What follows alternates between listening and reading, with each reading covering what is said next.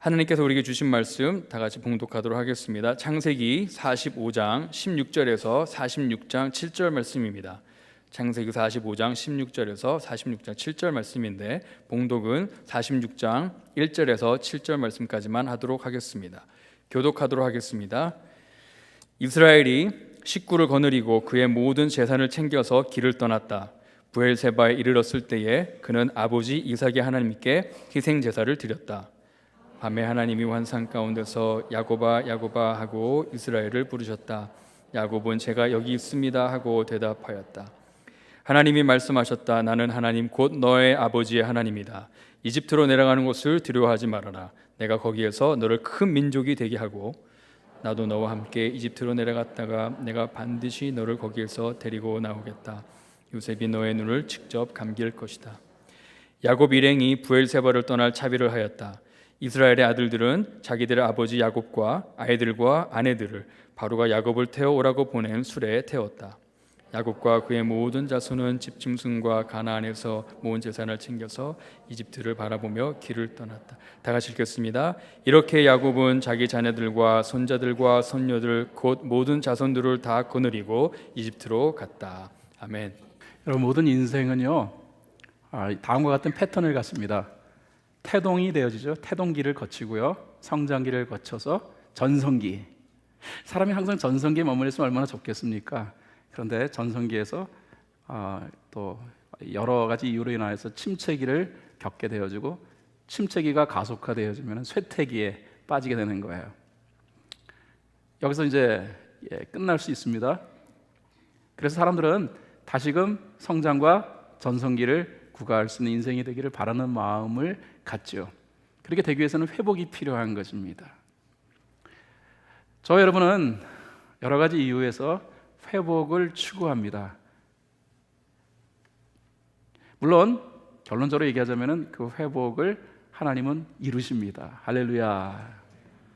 그러나 그 회복이 진정으로 우리의 삶 가운데 이루어져 다시 한번 성장하고 또 인생의 전성기를 누리기 위해서는 회복과 연관되어진 몇 개의 중요한 요소들을 우리가 꼭 우리의 삶 속에 우리의 것으로 삼아야 한다는 것입니다. 이 부분을 오늘 여러분과 함께 나누려고 해요. 승승장구하던 이 야곱의 일대 전환기는 그가 가장 아꼈던 아들 요셉을 잃어버림으로 말미암아 그 순간부터 태동되었다라고 말할 수 있을 것입니다. 그리고 서서히 야곱과 그의 가정은 이제 그 전성기를 벗어나서 침체기를 거쳐 어느덧 이제 쇠퇴기에 접어들게 되는 것을 우리가 보게 됩니다. 가족 구성원들끼리 쇠퇴기에 접어드니까 어떤 현상이 벌어집니까? 막 서로 반목하고 질시하고, 서로 네 탓이다 내 탓이다 서로 정죄하고, 그러는 과정 속에서 엎친 데 덮친 격으로 또 국제적인 이런 기아 가뭄 상태가 이루어지고, 그래서 식량을 구하기 위해서 야곱은 그의 아들들을 이집트 땅으로 보내게 되죠. 그 와중에 시므온이 인질로 볼모로 또 잡히게 되고, 그래서 막내 아들 베냐민을 데려오지 아니하면 안 되는 상황, 이런 복잡한 상황 시련을 거쳐가게 되는 것입니다. 그런데 여러분 아시는 대로 믿기지 않는 일이 벌어집니다. 하나님께서 그 야곱의 가정에 회복을 이루시는 거예요. 이 회복이 어떻게 이루어졌는가? 아까 서두에 말씀드린 것처럼 우리 다 회복을 갈망하지만 이 회복이 진정으로 우리의 것이 되기 위하여 중요한 몇 가지의 요소들을 우리가 꼭 생각해 보아야 하는데, 이 부분에 주목해서 오늘의 메시지를 여러분에게 전하려고 하는 것입니다. 첫 번째 내용은 사람에 관한 내용입니다. 저는 그것을 인맥이라고 표현하고 싶어요. 자, 이 부분을 이해하시기 위해서는 우리의 오늘 본문 말씀인 창세기 45장 가운데서 특별히 16절의 말씀을 주목해야 합니다. 성경은 이렇게 기록되어져 있습니다.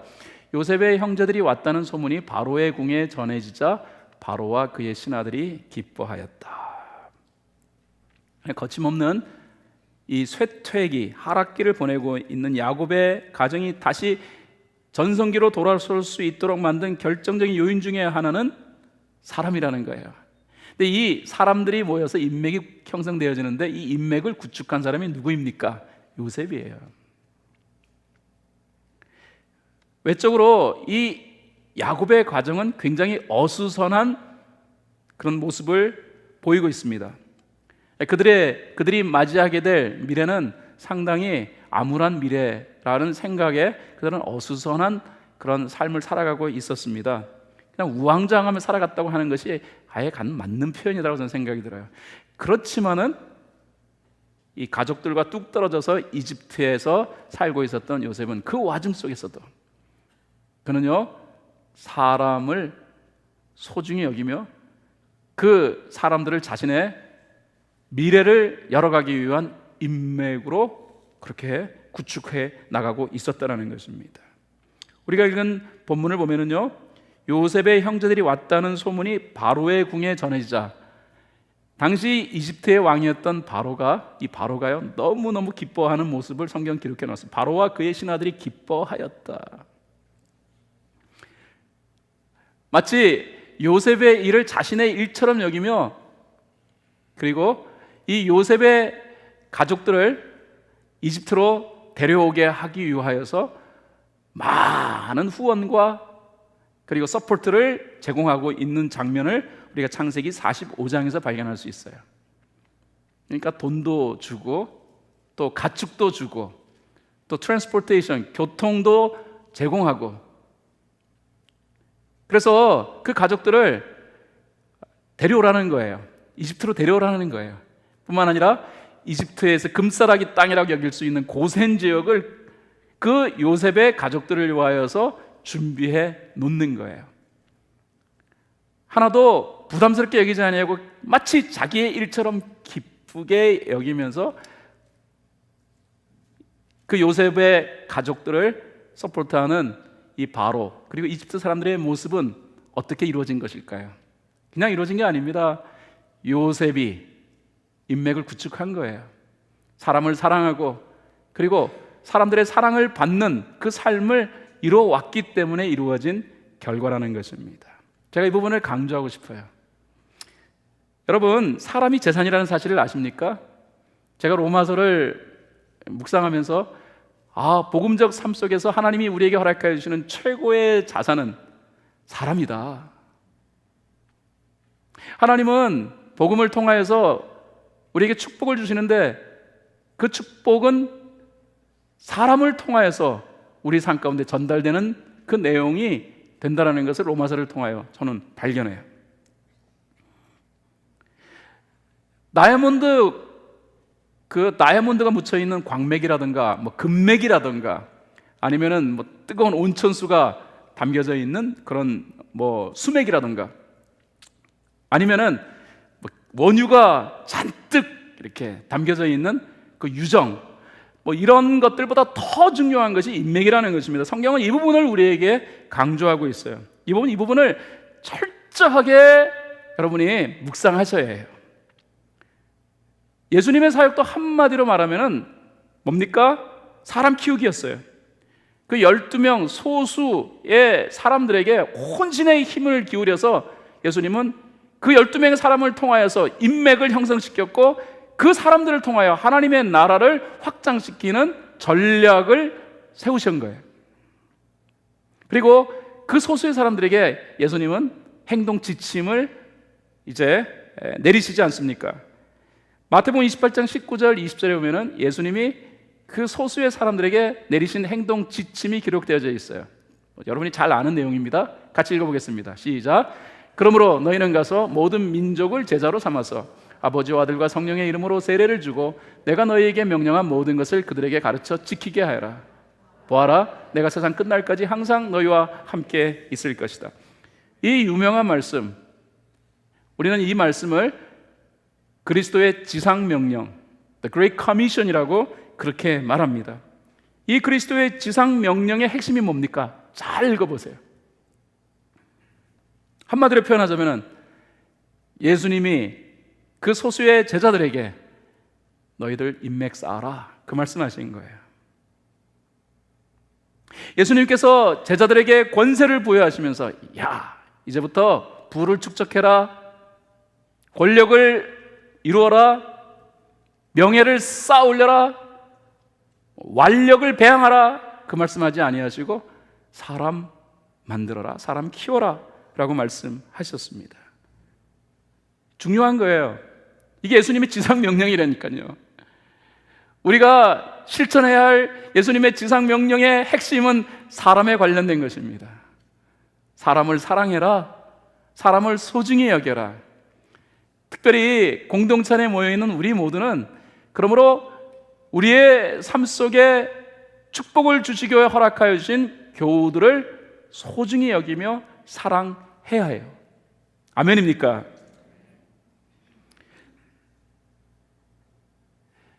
이 전성기의 상징이라고 할 수 있는 사람은 다윗이고요, 그 다음에 하락세의 상징이라고 할 수 있는 사람은 사울입니다.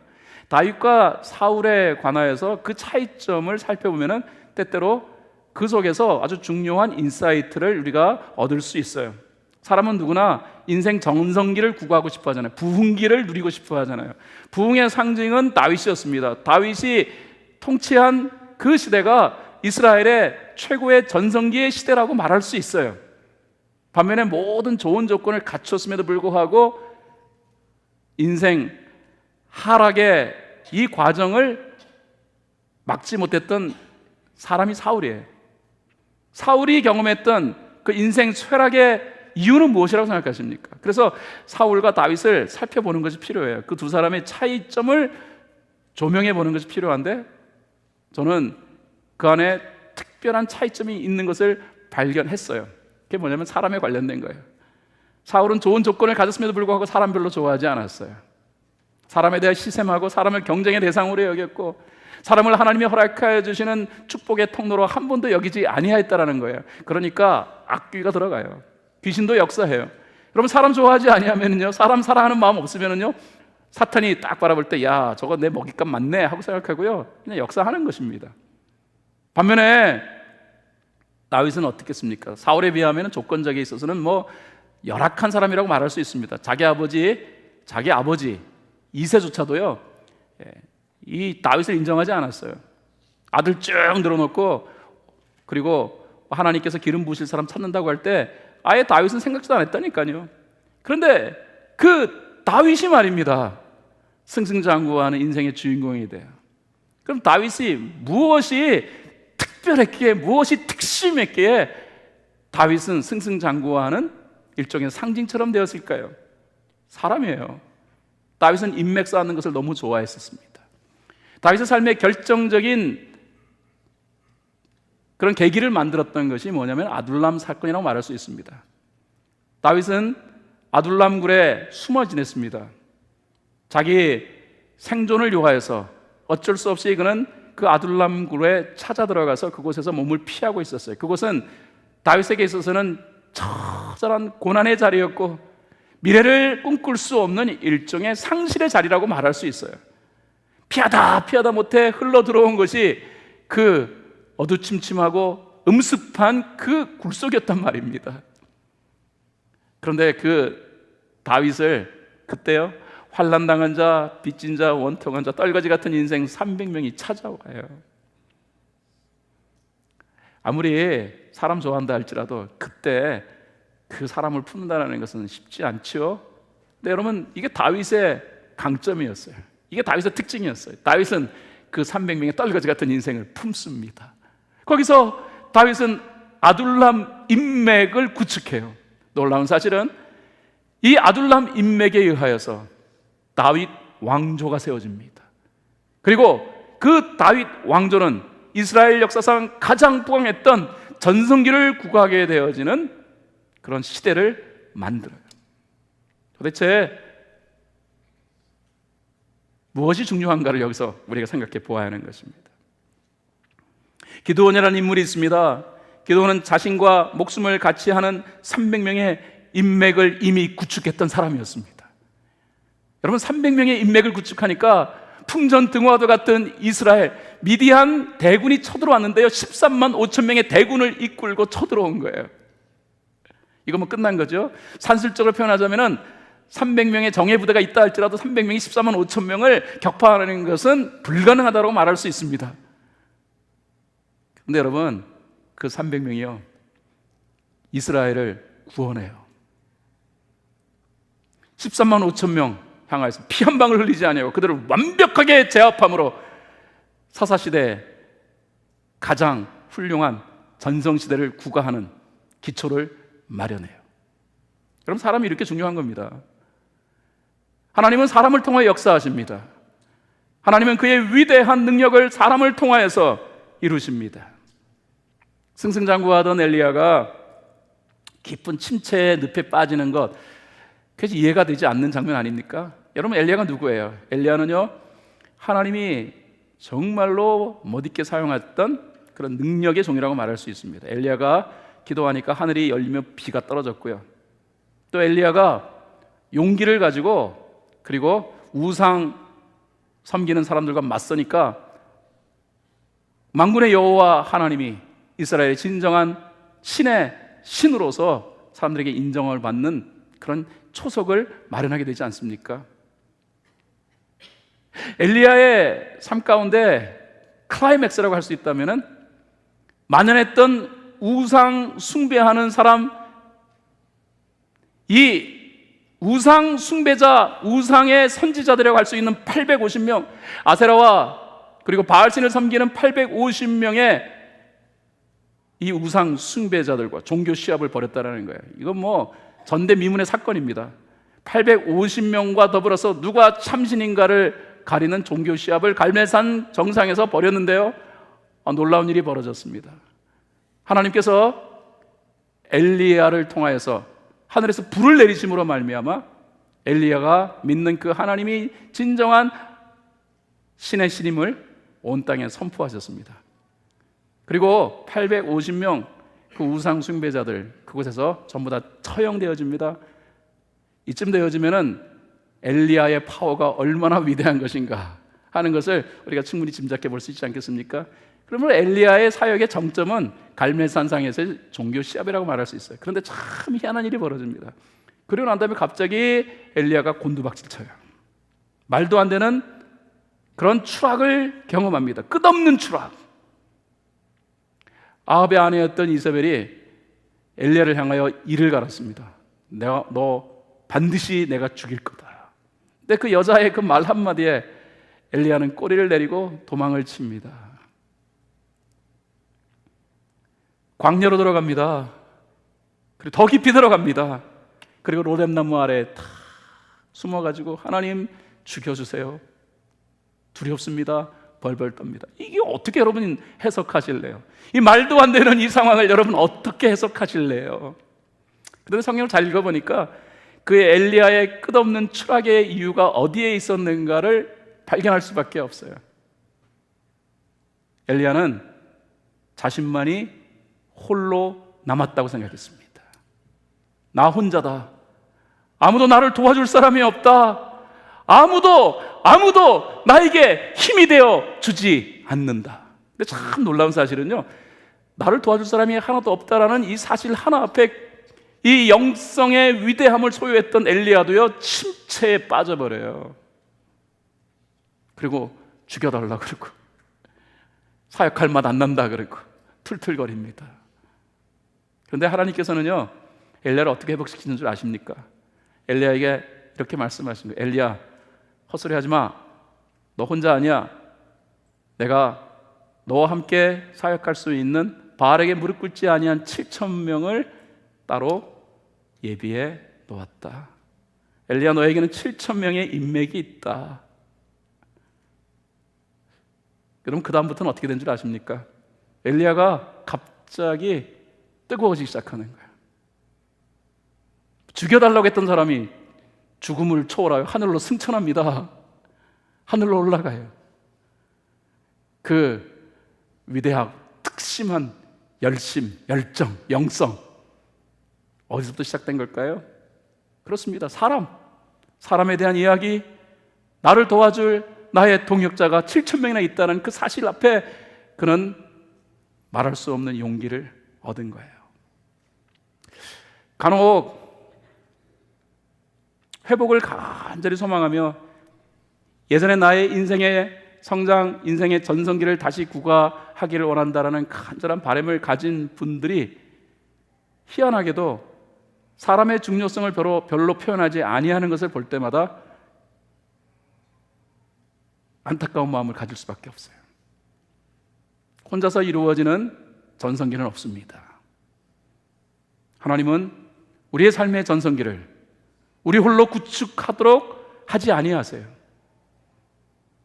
인생의 전성기는 나의 주위에 하나님의 뜻을 얼마나 함께 실천하고 함께 이루어갈 수 있는가, 이런 신앙의 동력자가 구축되어질 때, 그럴 때 비로소 인생의 전성기는 형성되는 거예요.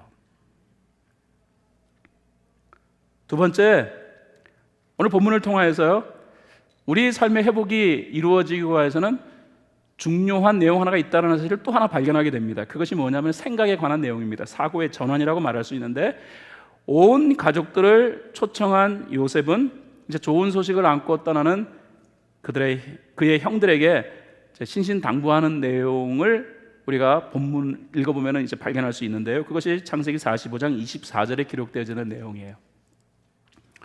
그냥 지나칠 수 있는 내용이지만 그러나 이건 결코 지나칠 수 없는 중요한 의미를 가진 구절이다 생각이 들어요. 성경 구절이 이렇게 기록되어 있습니다. 요셉은 자기 형제들을 돌려보냈다. 그들과 헤어지면서 요셉은 가시는 길에 서로를 탓하지 마십시오 하고 형들에게 당부하였다. 뭐 별로 중요한 구절 아닌 것 같아서 지나칠 수 있을 겁니다만, 그러나 저는 지나치지 못하겠어요. 왜 요셉은 떠나는 형들에게 이런 부탁을 했을까? 저는 이것을 요셉의 통찰이라고 말하고 싶습니다. 요셉은 비록 협력하여 모든 것이 잘 된 것을 경험했지만은, 그럼에도 이전에 경험할 수밖에 없었던 자신의 가정사에 일어났던 이 어마어마한 침체의 가장 큰 이유를 요셉은 정확히 알고 있었던 것 같아요. 그게 뭔 줄 아십니까? 그게 바로 편협한 사고예요. 사고. 요셉은 이 부분을 확인해 보기 위하여서 내가 요셉입니다 하고 처음부터 말하지 아니했던 것 같아요. 요셉이 형들을 시험했던 가장 중요한 내용은 여전히 형들이 편협한 사고에 사로잡혀 있는 것은 아닌지, 하나님이 모든 것을 협력하여 선을 이루게 만드셨지만 그럼에도 불구하고 우리가 편협한 사고를 가지고 있다면 하나님의 역사하심은 우리에게 있어서 별로 큰 의미가 될 수 없다는 사실을 요셉은 알았던 것 같아요. 여러분, 요셉의 형들이 얼마나 편협한 사고를 가졌습니까? 요셉이 하나님으로부터 비전을 받았잖아요. 꿈을 주셨습니다, 하나님께서. 그런데 요셉을 시기하고 미워하니까 하나님이 신 꿈을 개꿈으로 만들어버렸잖아요. 저놈이 저 개꿈 꾼다고 빈정거리잖아요. 요셉이 형들에게 오니까 자, 꿈 꾸는 자가 온다고, 저 개꿈 꾸는 미친놈이 온다고. 여러분, 편협한 사고를 가지면 말입니다, 하나님이 우리에게 아무리 비전을 주시고 꿈을 주시고 하나님의 깊이 있는 뜻을 우리에게 제공하신다 할지라도 그것을 하나님의 뜻으로 받아들이지 못하고 개꿈처럼 처리해 볼 수 있다는 사실을 알아야 하는 거예요. 요셉은 알았던 것 같아요. 자신의 형님들이 이렇게 편협한 사고를 가진 사람들이었다.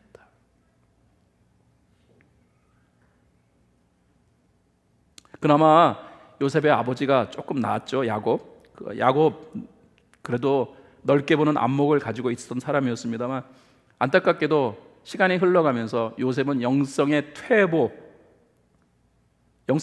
경험하게 됩니다. 그래서 이 사고 체계가 예전만 못하다는 사실을 이후에 이렇게 창세기를 읽으면 발견하게 돼요. 그러니까 그 편협한 사고에 얽매여 있으니까 아무리 좋은 것을 하나님이 주셔도 그것을 좋은 것으로 보지 못하는 거예요. 그렇기 때문에 어떤 일이 벌어지느냐면요, 그렇기 때문에 판단과 정죄에 사로잡혀요.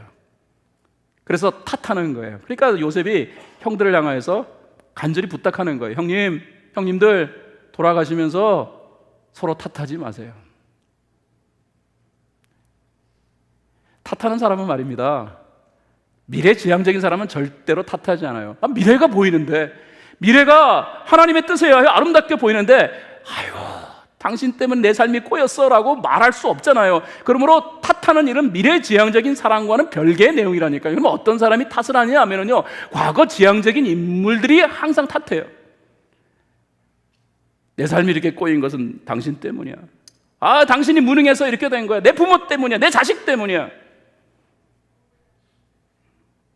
요셉은 자신의 형들이 너무나도 과거에 묶인 삶을 살았다라는 사실을 알고 있었던 것 같습니다. 그래서 형님들한테 부탁하는 거예요. 형님들 제발 서로 탓하지 마십시오. 사랑하는 여러분, 우리의 사고 체계가 바뀌지 않는 한 하나님이 아무리 우리의 삶을 향하여서 위대한 계획을 수립해 놓으셨다 할지라도 그 하나님의 계획은 그림의 떡에 불과한 거예요.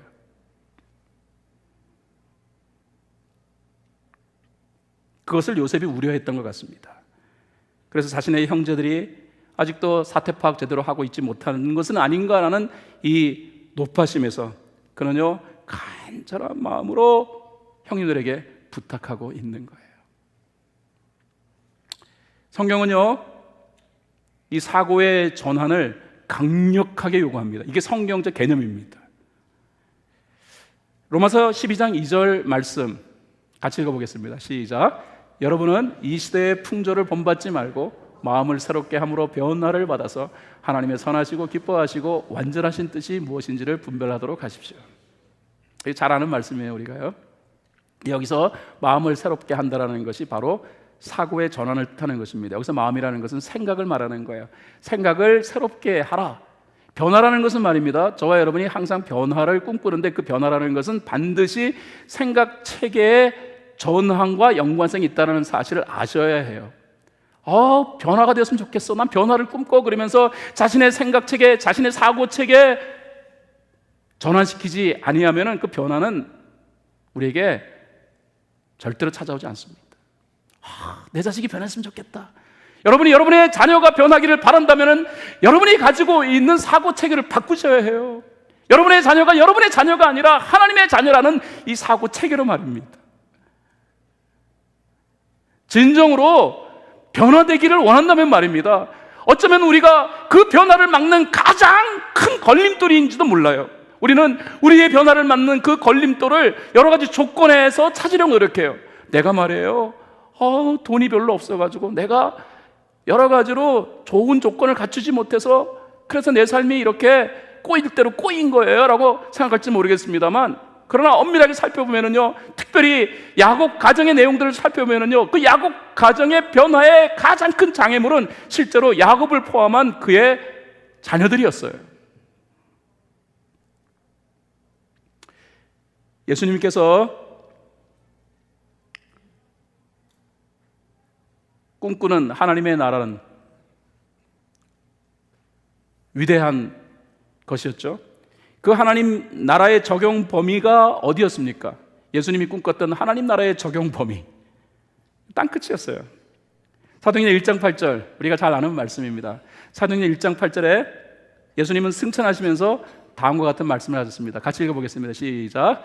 그러나 성령이 너희에게 내리시면 너희는 능력을 받고 예루살렘과 온 유대와 사마리아에서 그리고 마침내 땅끝까지 이르러 내 증인이 될 것이다.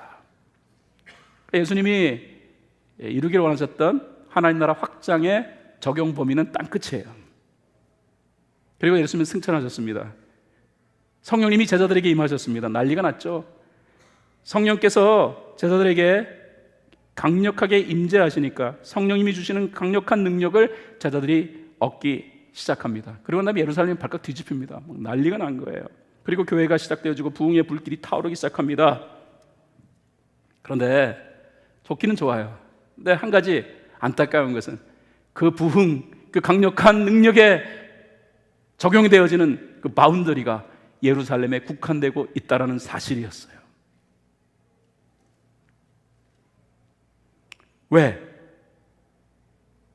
예수님의 그 강력한 명령, 그리고 성령의 그 위대한 능력 제공에도 불구하고 하나님 나라의 확장의 영역, 끝이 예루살렘에 국한되고 있다는 이 사실을 어떻게 설명하실래요? 제자들은 말입니다, 예수님의 이 The Great Commission을 받아들이고 쌍그리 바꾸기로 작정했던 것 같아요. 다 바꿨어요. 그럼에도 불구하고 안 바뀐 게 있었다라는 것입니다. 그것이 바로 그들의 사고 체계 가운데에 있어서 율법적 사고관이었습니다. 정확히 얘기하자면 선택은 누가 받는 것인가? 율법적 개념으로 얘기하니까 우리 유대인들이다.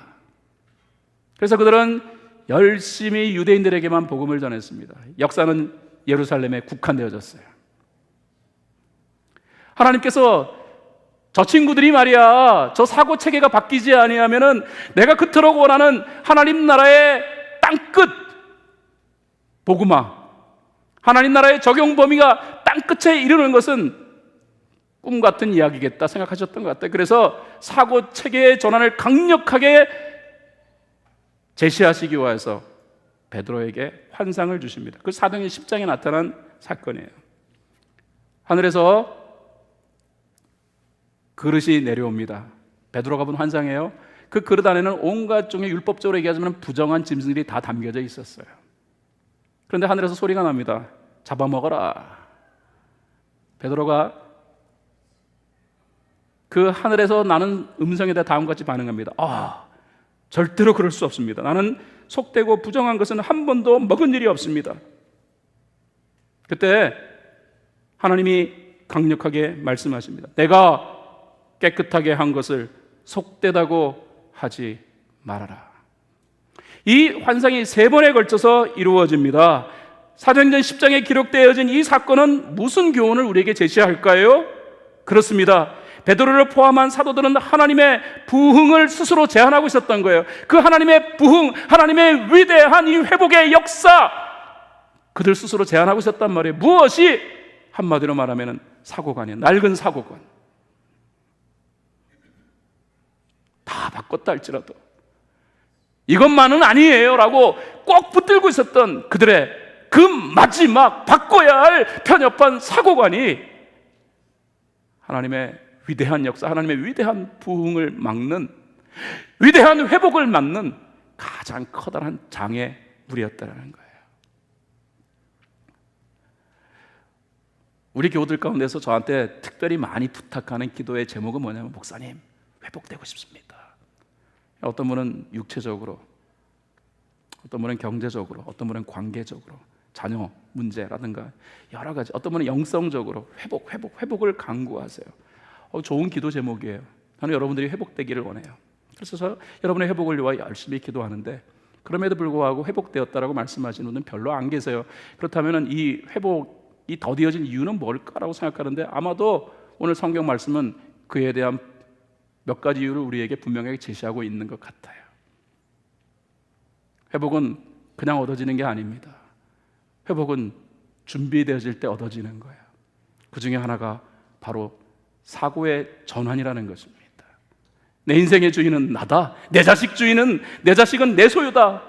다른 것은 다 하나님 다 하나님 겁니다. 내 돈도 하나님 거, 내 시간도 하나님 거. 다 그런 내 자식만큼은 절대로 이건 아닙니다. 여기만큼은 제 겁니다.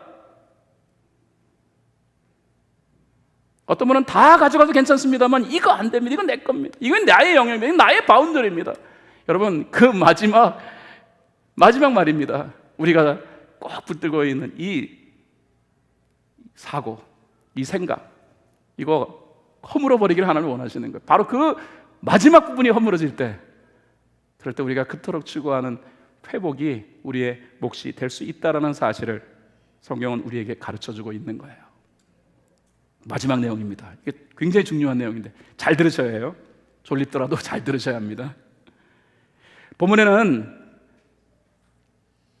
정말 오랜만에 보여지는 야곱다운 모습이 기록되어져 있어요. 그게 뭐냐면 야곱이 온 가족을 이끌고 이제 이집트로 가는데, 떠나는 그 과정 속에서 야곱이 하나님께 예배를 드리고 있는 모습이에요. 그것이 창세기 46장 1절에 기록되어져 있어요. 이스라엘이 식구를 거느리고 그의 모든 재산을 챙겨서 길을 떠났다. 브엘사바에 이르렀을 때 그는 아버지 이삭의 하나님께 희생 제사를 드렸다. 이 본문 가운데서 1절 굉장히 중요한데, 왜냐하면 그 1절 속에는 특이한 호칭의 변화가 감지되기 때문에 그래요. 먼저 야곱을 향하여 이스라엘이라는 호칭을 사용하고 있어요. 여러분, 하나님은 이전에 야곱이라는 이름을 이스라엘로 개명해 주셨습니다. 야곱이라는 이름의 뜻이 뭡니까? 발목을 잡은 자라는 뜻이에요. 야곱은 태어나면서 그의 형의 쌍둥이 형 에서의 발목을 잡고 태어났습니다. 무슨 의미입니까? 내가 먼저 태어나야 한다라는 그런 이 발상이었겠죠. 아기가 무슨 생각을 하는지는 모르겠습니다만, 그러나 발목을 잡았다는 그 의미에서 그의 이름을 야곱이라 지은 거예요. 발목을 잡았다. 이 발목을 잡았다는 것은 한마디로 말하면 인본주의적인 그런 사람의 상징이라고 말할 수 있어요. 야곱은 그 이름대로 인본주의적인 삶을 살았던 사람이었습니다. 그랬던 이 야곱을요, 하나님은 야복나루트에서 깨트려 버리셨어요. 너 그렇게 살아서는 안 돼. 진정으로 가나안 땅을 유업으로 얻기 위해서는 말이야, 너의 삶의 태도부터 바꿔야 해. 그래서 하나님께서 그를 깨뜨리셨어요. 그때 얻었던 이름이 이스라엘이에요. 이스라엘은 하나님과 겨루어 이긴 자라는 뜻인데, 제가 창세기 강해를 통하여서 이스라엘의 이름은 역설적 이름이라고 여러분에게 설명을 드렸습니다. 사실 하나님을 이긴 게 아니에요. 하나님 뜻, 그 하나님의 뜻을 받아들였다는 의미에서 하나님 마음을 기쁘게 했다는 의미에서 하나님을 이긴 자라는 뜻이에요. 그러니까 정확한 의미로 말하자면 이스라엘은 하나님께 항복한 자라는 뜻이에요.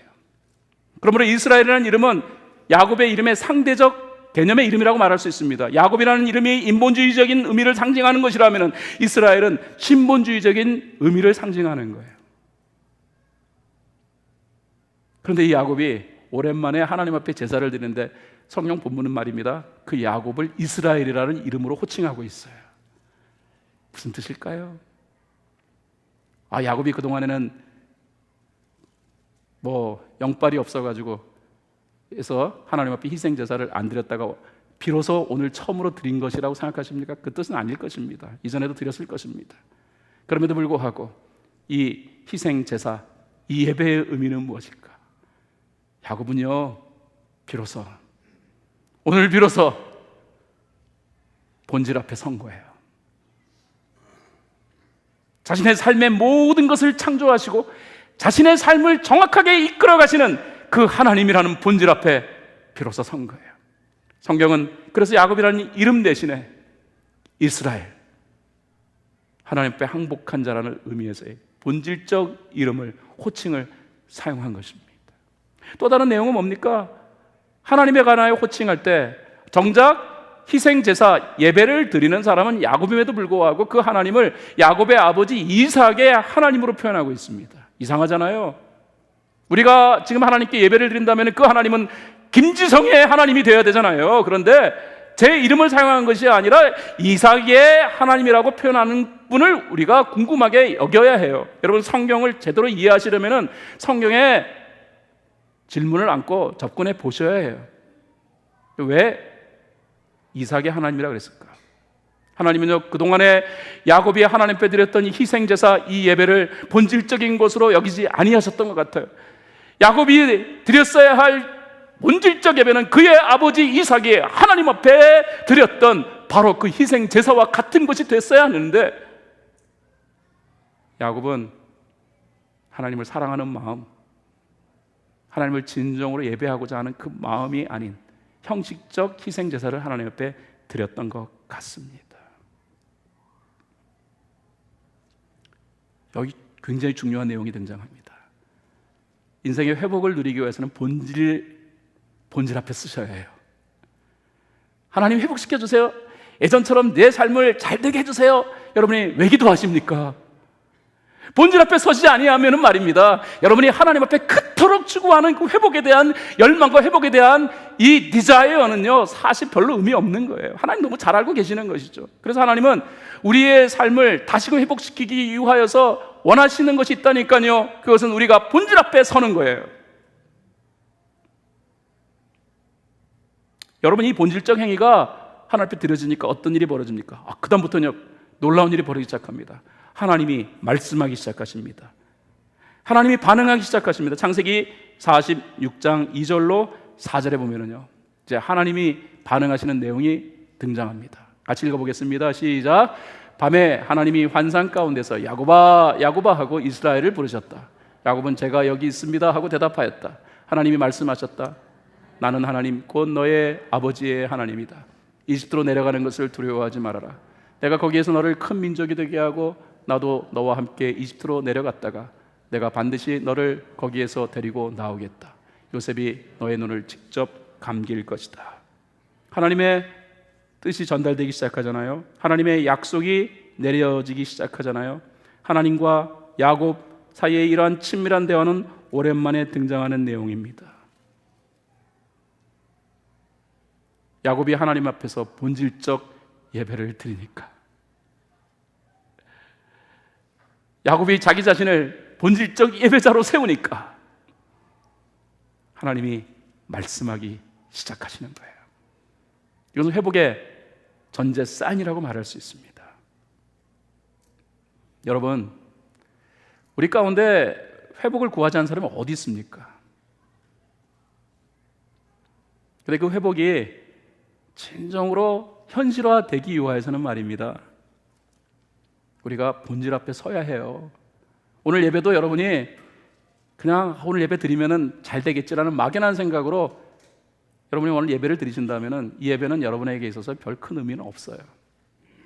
그런데 이 예배의 자리가 여러분 본질적 자리로 만들 때, 그러니까 나의 삶을 창조하시고 나의 삶의 모든 것을 주관하신 그 하나님 앞에 내가 산다, 내 삶의 진정한 주인은 하나님이시다, 이 예배의 자리를 본질적 자리로 삼을 때 말입니다, 여기서 역사가 만들어지는 거예요.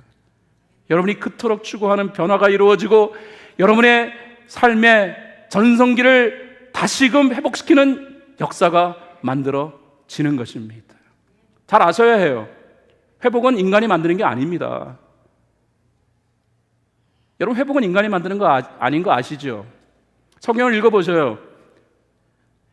인간 전문가의 평가에 의하면은 회복 불능의 판정을 받을 수밖에 없는 수많은 사람들, 수많은 사건들이 성경 가운데 기록되어져 있는 것을 보게 됩니다. 만약에 인간이 회복을 이룰 수 있는 조그마한 능력을 갖췄다 그러면은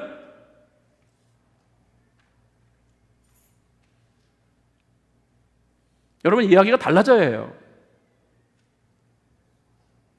성경에 보면은요, 이 의학 전문가가 당신은 회복 불능이요 라고 판정 내렸던 사람이 있어요. 절대로 회복될 수 없는 사람. 성경에 보면 욥과 같은 인물이 등장합니다. 재산 다 잃어버렸습니다. 아마 재정 전문가가 이 욥을 상담했다면 그는 재정적으로 이렇게 욥에게 평가했을 거예요. 당신의 재정 회복의 가능성은 0. 당신은 재정적으로 회복 불능자요? 아마 그런 선언을 들었을지 모르겠습니다. 정치 전문가가 말입니다, 바벨론의 포로 생활을 오랫동안 하고 있었던 이스라엘 사람들을 바라보며 그들이 이스라엘 땅으로 다시 돌아와, 그래서 이스라엘의 회복을 기대할 수 있는 가능성을 얘기했다면 불능, 회복 불능 판정을 내렸을 것입니다. 그런데 성경을 읽어보셔요. 말도 안 되는 일들이 벌어지잖아요. 회복 불능의 선언을 받기에 합당했던 수많은 사람들이 회복되어진 그 많은 예가 성경 가운데 기록되어 있잖아요. 어떻게 이게 가능했냐? 간단합니다. 성경은 뭘 얘기하고자 하냐면 회복의 주체는 하나님이시다. 할렐루야.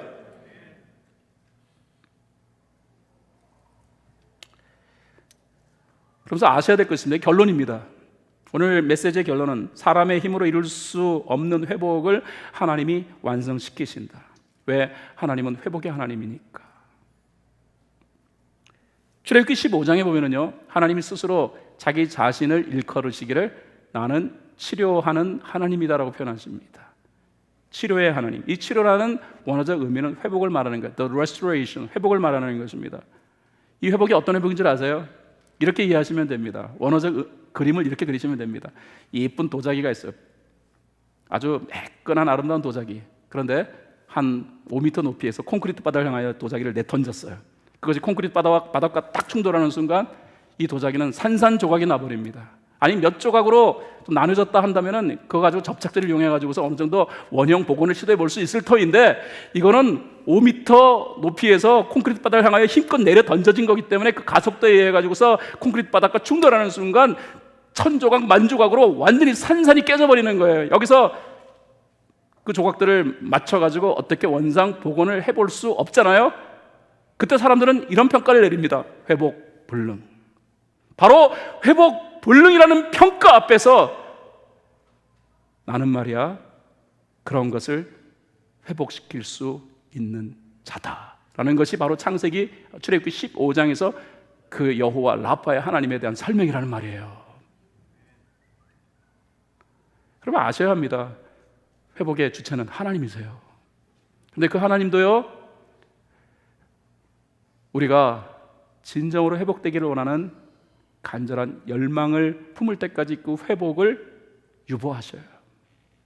왜냐하면 열망 없는 회복, 본질적이지 아니하는 회복을 우리가 갈망한다면 그 회복은 우리에게 있어서 도움이 되지 않는 것임을 아시기 때문입니다. 그렇다면 오늘 본문의 말씀은 쉽게 결론 지을 수 있겠습니다. 우리가 회복되기 위하여서 갖추어야 할 전제 조건이 있다는 것입니다. 그것은 사람을 사랑하는 거예요. 할렐루야. 사람을 사랑하셔야 해요. 두 번째, 마지막까지 깨뜨려야 할 여러분의 그 생각, 이것만큼은 안 됩니다라고 얘기했던 그 편협한 그 생각, 그 낡은 사고, 그것마저도 깨버리셔야 해요. 그리고 마지막, 하나님 앞에서 예배자로 살아가는 거예요. 그 어떤 것보다도 소중한 것이 하나님 앞에 예배드리는 것, 예배자로 나 자신을 세우는 것. 여기서 말하는 예배라는 것은 본질을 말하는 것입니다. 형식을 말하는 게 아닙니다. 일주일 내내 그냥 아무렇게나 살았다가 내가 명색이 이래봬도 내가 직분자인데 내가 이래봬도 모태신앙인인데 그래서 예배자리에 나왔다면 여러분은 예배드린 게 아닙니다. 그것은 본질의 자리가 아니니까. 본질이 무엇입니까? 본질이라는 것은 말입니다, 하나님이 세워놓으신 가장 중요한 베이직을 말하는 거예요. 우리 하나님을 인정하기 위한 자리. 나는 아무것도 아니요, 하나님만이 영광을 받으셔야 할 뿐.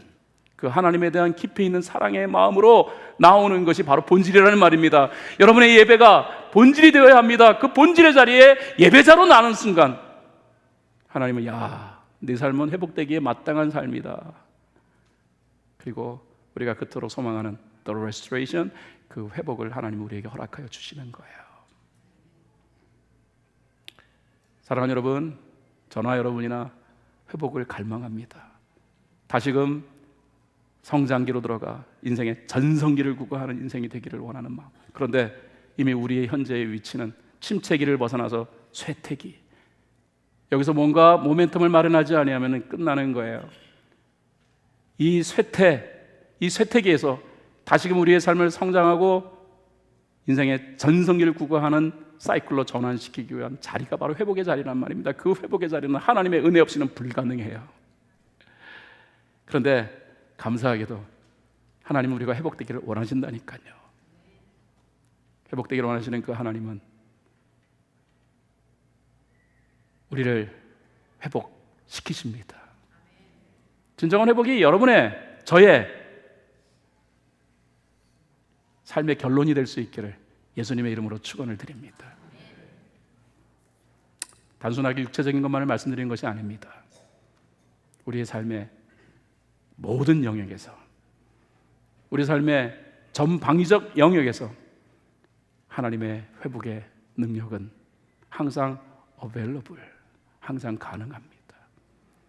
우리 모두가 야곱 가정이 경험했던 이 아름다운 회복이 우리 삶 가운데 동일하게 경험되어지는 진정한 회복의 주인공이 되기를 간절히 바라는 마음으로 이 예배 자리를 떠날 수 있으면 좋겠습니다. 자리에서 일어나십시오.